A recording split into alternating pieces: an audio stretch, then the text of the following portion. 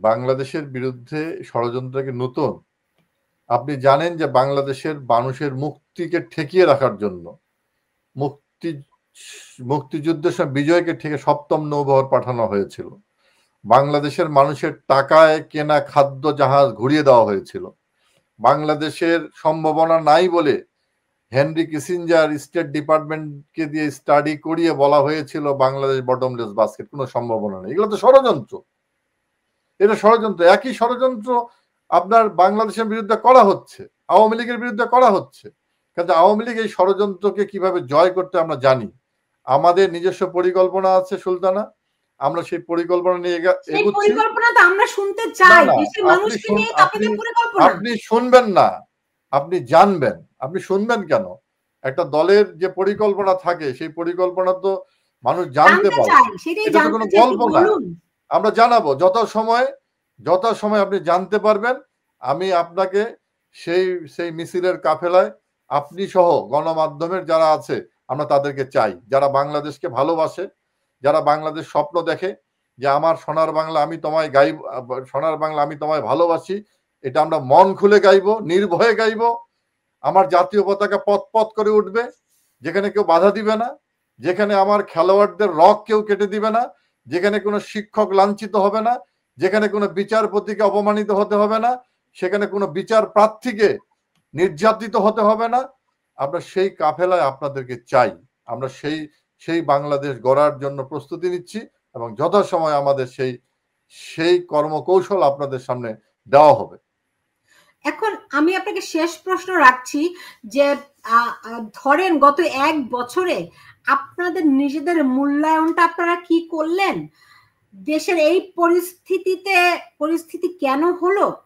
ষড়যন্ত্র ঠিক আছে আপনি ধরেন, কিন্তু সব দেশেই যুগে যুগে ষড়যন্ত্র থাকে, তবু কেন কোন জায়গাগুলোতে ঘাটতি হয়েছিল এবং সামনে সেই ঘাটতিগুলো কিভাবে অ্যাড্রেস করা যাবে, এগুলো নিয়ে আপনাদের নিজস্ব কোনো মূল্যায়ন, পরিকল্পনা, দিক নির্দেশনা এগুলো আছে কিনা?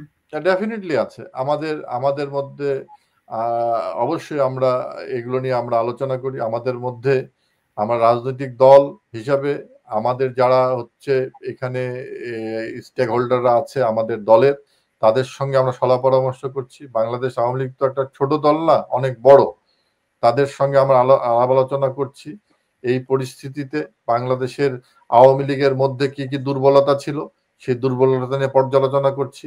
আগামী দিনে বাংলাদেশকে কিভাবে মানুষের জন্য একটা শান্তির নিবাস করা যায়, কিভাবে অসাম্প্রদায়িক চেতনা যেটা বাংলাদেশের মানুষ এত কিছুর মধ্যে ধারণ করে আছে সেটাকে কিভাবে বাস্তবায়ন করা যায়, কিভাবে সকল ধর্ম বর্ণের মানুষের একটা সহাবস্থান নিশ্চিত করা যায়, কোন পন্থায় করা যায়, এই রকম দখলদারের হাত থেকে কিভাবে বাংলাদেশকে উদ্ধার করা যায়, এগুলো নিয়ে আমরা চর্চা করছি, আমরা আলোচনা করছি। আমি তো আপনাকে বললাম খুব অল্প সময়ের মধ্যেই আমরা সে দিক নির্দেশনা দিব। আমি আশা করি গণমাধ্যমের কর্মী সহ বাংলাদেশের সর্বস্তরের মানুষ সেই মিছিলের কাফেলায় আমরা পাবো। কারণ বাংলাদেশ আওয়ামী লীগ এত সমালোচনার মধ্যে, এত ষড়যন্ত্রের মধ্যেই দেশকেই ভালোবেসেছে, বাংলাদেশের মানুষকে ভালোবেসেছে। আমাদের বড় সম্পদ হচ্ছে বাংলাদেশের মানুষের ভালোবাসা। দেশের মানুষ কি ভালোবাসেনি তাদেরকে? দেশের মানুষ তো আমাদেরকে ভালোবেসেছে বলেই আমরা বারবার ফিরে এসেছি। বাংলাদেশের মানুষের অসাম্প্রদায়িক চেতনা লালন করে বলেই তো বাংলাদেশ আওয়ামী লীগ বারবার ফিরে এসেছে। বাংলাদেশ আওয়ামী লীগ যখনই এসেছে তখনই বাংলাদেশের মানুষ কিছু না কিছু পেয়েছে। বাংলাদেশ আওয়ামী লীগ ছাড়া এই দেশকে কেউ কিছু দিতে পারে নাই। তার তো প্রমাণ যে বিশ্ব মসনদে যাকে উপস্থাপন করা হয়েছিল এই দখলদার ইউনুস গংকে, তারা তো আসলো। এই 11 মাসে আমরা কি দিয়েছে? কোথায় শান্তির নোবেল? কোথায় তার বুদ্ধি? তিনি তো এখন চাঁদাবাজে পরিণত হয়েছেন। আমরা এতদিন দেখলাম বিএনপি নামক একটি দল মামলা চাঁদাবাজ হিসেবে খ্যাতিরঞ্জক। এখন তো যিনি স্বয়ং মূল চেয়ারে বসে আছেন তিনি তো তার অ্যাকাউন্ট নাম্বার দিয়ে বলেন যে এখানে চাঁদা ঢালো। আচ্ছা খালেদ ভাই, আপনি একটু বলেন তো যে আজকে আমি দেখলাম যে আওয়ামী লীগের যে 23 বঙ্গবন্ধু অ্যাভিনিউর যে কার্যালয়টি, এটিকে এখন একটি নতুন ব্যানার টানানো হয়েছে। সেটা বলা হচ্ছে ফেসিবাদ বিরোধী একটি গবেষণাগার, সামথিং এরকম একটা কিছু বানানো হবে। মানে সবকিছু ফেলে ফুলে আওয়ামী লীগ এরকম একেবারে নাই হয়ে গেল। আপনি বলছেন যে বেশিরভাগ কর্মীদেরকে গ্রেফতার করা হয়েছে, একটা আতঙ্ক তো আছে, পিটিয়ে হত্যা করা হচ্ছে, কিন্তু এই বিষয়গুলো যারা ঘটাচ্ছে তাদের ব্যাপারে আপনারা কি করবেন? দেখেন, বাংলাদেশের যে এখন দখলদার আছে তারা কি করছে, বাংলাদেশের জঙ্গিদেরকে কিভাবে এখানে প্রতিষ্ঠিত করা হবে সেই ফর্মুলা তারা তৈরি করছেন। বাংলাদেশে অপরাধীদেরকে কিভাবে প্রতিষ্ঠিত করা হবে সেই ফর্মুলা তৈরি করছেন। আচ্ছা, কিশোর গ্যাংদেরকে নিয়ে দেশ চালানো হচ্ছে। বাংলাদেশের মানুষ কি বুঝছে না? কেন আমাদেরকে কেন এই কথাগুলো বলাচ্ছেন? সাধারণ মানুষের কাছে যান আপনি, সাধারণ মানুষ কি বলে? আমরা তো বলবে যে বলছে আওয়ামী লীগ তো এইরকমই কথা বলবে, কিন্তু সাধারণ মানুষ কি বলছে? আমার কৃষক ভাই, আমার কৃষক পিতা কি বলছে? আমার শ্রমিক ভাই কি বলছে? আমার আমার গ্রামের মায়া বোনরা কি বলছে? আমার ছাত্ররা কি বলছে? ছাত্রদের কোনো শিক্ষা আছে? ইউনিভার্সিটি কলেজ প্রতিষ্ঠানে শিক্ষা আছে? আপনাদেরকে আমরা ঢাকার রাজপথে, বাংলাদেশের পথে প্রান্তরে কবে দেখতে পাবো? আমরা আছি, বাংলাদেশেই আমরা আছি, পথে প্রান্তরে আছে। আপনি যেখানেই যাবেন সেখানে আওয়ামী লীগ পাবেন। কারণ আপনি দেখেছেন, আপনি আপনি যেখানেই যে যা কিছু হচ্ছে সেখানেই মাইলস্টোনে আমাদের এখানে সেই ছাত্ররা বিক্ষোভ করেছে, ওইখানেও তারা আওয়ামী লীগ দেখেছে, সচিবালয়ে আওয়ামী লীগ দেখেছে, সর্বত্র আওয়ামী লীগ দেখছে তারা। আওয়ামী লীগ নাই কোথায়? আওয়ামী লীগ সর্বত্র আছে। কাজেই আওয়ামী লীগ কথা বললেন না, আওয়ামী লীগের বীজ বপন করা আছে সব জায়গায়। কাজেই আওয়ামী লীগের নিশ্চিহ্ন করা যাবে না। সেই জন্যই তো যখনই তারা ভয় পাচ্ছে তখনই তারা একত্রিত হয়ে স্টেটমেন্ট দিচ্ছে। কি স্টেটমেন্ট দিচ্ছে? আমরা ফেসিবাদের বিরুদ্ধে ঐক্যবদ্ধ হব। আমার সন্তান জলে পুড়ে আঙ্গার হয়ে যাচ্ছে, তখন তারা ফেসিবাদের বিরুদ্ধে ঐক্য হচ্ছে। আমার সন্তান, আমার সচিবালয়ে আমার সরকারি কর্মকর্তারা লাঞ্ছিত হচ্ছে, অপমানিত হচ্ছে, তখন তারা ফেসিবাদের বিরুদ্ধে ঐক্য ঘোষণা করছেন। এই বাংলাদেশ কোথায় কোটা, কোথায় মেধার কোটা কোথায় গেল? ও আজকে তো তারা বলছে শুধুমাত্র বাংলাদেশে না, তারা দক্ষিণ এশিয়া পর্যন্ত এই আন্দোলন বিস্তৃত করতে চেয়েছে। নাহিদ ইসলাম দেখলাম এই বক্তৃতা দিয়েছে। না, তারা তো শুনেন, আমি আর কি বলবো। আপনার হচ্ছে এই দখলদার ইউনূসী তো বলেছেন, পার্শ্ববর্তী প্রতিবেশী রাষ্ট্র সম্পর্কে তারা বলেননি। এই তার যে এখন একজন যে সঙ্গী সাথী আছে তিনি নতুন ম্যাপ স্থাপন করেননি ফেসবুকে, আবার তিনি সরিয়ে ফেলেছেন না। তো এখন তো বাংলাদেশ তো কাদের হাতে চলে গেছে, কাদের হাতে চলে গেছে? বাংলাদেশে 18 কোটি মানুষ আছে, কোনো নিরাপত্তা নাই। যে কোনো মুহূর্তে এই বাংলাদেশে আঘাত আসতে পারে। আপনি দেখছেন মায়ানমারের সৈন্যরা ভিতরে ঢুকে বাংলাদেশে আনন্দ উল্লাস করছে। বাংলাদেশ সার্বভৌমত্ব আছে। বাংলাদেশের পররাষ্ট্রের দায়িত্বে তিনি বলছেন যে বাংলাদেশের সীমান্ত রেখা নিরাপদ না। পররাষ্ট্রমন্ত্রী বলেন, স্বরাষ্ট্রমন্ত্রী যারা আছে দায়িত্বে আছে তারা বলছেন আমাদের সীমান্ত নিরাপদ না। কোথায় সার্বভৌমত্ব? কোথায় সার্বভৌমত্ব আপনার? বাংলাদেশ এইভাবে পাগলের প্রলাপ করলে তো বাংলাদেশের সার্বভৌমত্ব থাকবে না। কারণ বাংলাদেশের সার্বভৌমত্ব যে রক্ষা করবে সশস্ত্র বাহিনী, তাকে দিয়ে তো আপনি সাধারণ মানুষকে হত্যা করাচ্ছেন, তাদেরকে দিয়ে তো সাধারণ মানুষকে গুলি চালাচ্ছেন, তাদেরকে দিয়ে তো আনসার ভিডিপি পুলিশের কাজ করাচ্ছেন। সার্বভৌমত্ব থাকবে কোথায়? কোনো মর্যাদা আছে? বাংলাদেশের সেনাবাহিনীর যে মর্যাদা, সে মর্যাদা ভুলণ্ডিত করা হয়েছে। খালিদ মাহমুদ চৌধুরী, যদি আমাকে একটু খুব সুনির্দিষ্ট করে বলতেন।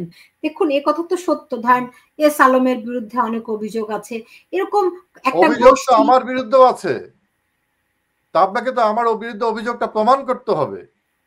আপনার তো এই মামলা দিয়েছেন, শত শত মামলার আগেই তো আপনি জাজমেন্ট দিয়ে দিচ্ছেন। আপনি জাজমেন্ট যদি দিয়ে দেন আগে, আমি এই সরকারের যে অভিযোগ আমি সেগুলো বলছি না। তাহলে আপনি আলমের বিরুদ্ধে যদি কোনো অভিযোগ প্রমাণ করেন, আমরা তো শাস্তি চাই। কেউ যদি এই কাজ করে থাকে, দেশের স্বার্থ বিরোধী কেউ যদি কাজ করে থাকে, এটা তো আওয়ামী লীগ তো সব থেকে বেশি আগে চায়। এই তার বিচার এবং শাস্তি আওয়ামী লীগ আগে চায়। তার মানে কি বলছেন যে এস আলম কোনো অপরাধ করেনি? আমি তো এটা বলছি না। একজন ব্যবসায়ীকে আমি তো এইভাবে বলতে পারি না। কিন্তু সে যদি অপরাধ করে থাকে তার বিরুদ্ধে অভিযোগ আনা হবে, তার বিরুদ্ধে প্রমাণ করা হবে, তার বিরুদ্ধে শাস্তির ব্যবস্থা করা হবে। আমলে যেহেতু এসালামের বিরুদ্ধে ব্যবস্থা নেওয়া হয় নাই, তার মানে হচ্ছে গিয়ে তিনি কোনো অপরাধ করেননি। আপনি এসালামের বিরুদ্ধে ব্যবস্থা নেওয়া হয়নি, আপনি কেন করবেন? আজকে আওয়ামী লীগ যে করছে তার বিরুদ্ধেই তো আপনি মামলা দিয়ে দিচ্ছেন। আমি ইউনূস আমলের কথা বলছি না। আপনি দেখুন আওয়ামী লীগ আমলেই তো পত্রপত্রিকাগুলোতে প্রতিবেদন এসেছে যে এসালাম কোটি কোটি টাকা পাচার করেছে, রাইট? আপনার হচ্ছে বাংলাদেশে কি আপনার যারা যারা অপরাধ প্রমাণিত হয়েছে তাদের বিরুদ্ধে হয়নি? হলমার্কের কেলেঙ্কারির জন্য সেখানে তার বিরুদ্ধে ব্যবস্থা গ্রহণ করা হয়নি? আওয়ামী লীগের এমপিদের বিরুদ্ধে দুদকে মামলা হয়নি? হয়েছে কিনা বলেন আপনি? না, হয়েছে। হয়েছে। তাহলে আপনি এইভাবে বললে তো হবে না। বাংলাদেশের শুনে বাংলাদেশের যে অর্থনীতি, সেই অর্থনীতির সিংহভাগ বেসরকারি অর্থনীতি। প্রায় 80 থেকে 85% অর্থনীতি। সরকারি অর্থনীতি কত পার্সেন্ট? তাহলে বাংলাদেশের অর্থনীতিকে ধ্বংস করে দিয়ে বাংলাদেশকে আপনি কোথায় নিতে চান? কিন্তু অনেকে তো বলেন যে বাংলাদেশের যদি অর্থ পাচার হয়ে যেত তাহলে বাংলাদেশ কি পদ্মা সেতু করতে পারতো? বাংলাদেশের যে অর্থ পাচার হয়ে যেত তাহলে এইরকম যোগাযোগ কক্সবাজার থেকে তেতুলিয়া পঞ্চগড় পর্যন্ত রেল লাইন হতো, 4 লেন 6 লেন রাস্তা হতো, এই স্কুল কলেজ মাদ্রাসার সুন্দর সুন্দর ক্লাসরুম হতো, ভবন হতো, এতগুলা বিশ্ববিদ্যালয় হতো। বাংলাদেশের অর্থনীতি যদি পাচার হয়ে যায়, ধ্বংস হয়ে যায়, তাহলে কি বাংলাদেশের মানুষের জীবন মান এই জায়গায় যেত? না। তারপরেও যে হচ্ছে না, ফাইন্যান্সিয়াল সেক্টরে যে অনিয়ম ছিল না আমি তো বলবো না যে না ছিল না, ডেফিনেটলি ছিল, কিন্তু সেটার বিরুদ্ধে তো ব্যবস্থা নিতে হবে। একটা তো শুনেন, একটা দখলদার বাহিনী যে কাজটা করতে পারে, একটা গণতান্ত্রিক নির্বাচিত সরকার সেটা করতে পারে না। একটা নির্বাচিত সরকার সংবিধানকে সংরক্ষণ করতে হয়, আইন কানুন নীতিমালা বিধিমালা অনুসরণ করতে হয়। এখন তো ইচ্ছা করলেই একটা নির্বাচিত সরকার আপনি রাতারাতি তার ক্যাপিটাল পানিশমেন্ট দিতে পারেন, তার একটা প্রক্রিয়া আছে, সেই প্রক্রিয়াগুলো আপনি অনুসরণ করতে দিতে হবে। তো আপনি তো একদম আপনি স্ক্রিনের সামনে দাঁড়িয়ে যদি বলে দেন বিচার করেন নেই কেন, এটা তো কোনো কথা না, এটা তো কোনো কথা না। যেমন আপনার কোটার বিরুদ্ধে যে পদক্ষেপগুলো নেওয়া হয়েছিল, আপনি যেটা হাইকোর্টের একটা রিটের বিরুদ্ধে যে আবেদন সরকার করেছে, এখন তো সরকার তো নির্বাহী আদেশ দিতে পারে না। সর্বোচ্চ আদালতের বিরুদ্ধে কি নির্বাহী আদেশ চলে না, তো সেটা নিয়ে রাজনীতি করা হয়েছে। কিন্তু অন্যায় অনিয়মের একটা বিরাট পারসেপশন যে আওয়ামী লীগ সরকারের বিরুদ্ধে তৈরি করা হয়েছিল, না বিরাট পারসেপশন তৈরি করা হয়েছিল। তা আমার কথা হচ্ছে, যদি আওয়ামী লীগ অপরাধ করা থাকে, যদি সেই পারসেপশন যদি সঠিক হয়ে থাকে, তাহলে এই 11 মাসের যথাযথ প্রক্রিয়ার মধ্য দিয়ে কেন সেগুলো আপনার সামনে আনা হচ্ছে না? কেন 26 লক্ষ ভারতীয় যে মানুষ বাংলাদেশে ঢুকে পড়েছে, কাজ করছে, তাদেরকে কেন তালিকা প্রকাশ করা হচ্ছে না? কেন ভারতের সঙ্গে যে অনৈতিক চুক্তিগুলো আওয়ামী লীগ সরকার করেছে বলা প্রচার করা হয়েছে, সেই চুক্তিগুলো কেন বাতিল করা হচ্ছে না? কেন জনসমক্ষে আনা হচ্ছে না? আমি তো জানতে চাই, আপনি আমাকে বলেন, আমি এটা জানতে চাই, আমাকে জানান আপনি।